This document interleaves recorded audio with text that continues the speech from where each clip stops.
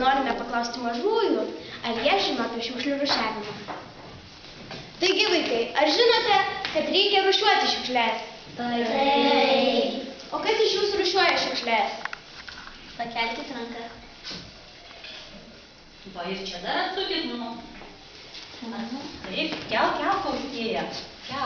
O gal kas nors žino, į kokių spalvų šiukšlių konteinerius reikia mesti šiukšles? Geltonas, mėlynas ir žalias. Teisingai. O gal galit pasakyti, kiek metų rūšiuojate? Ar mėnesius?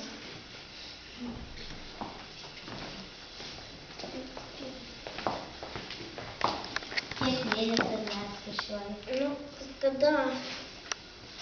Nebijo.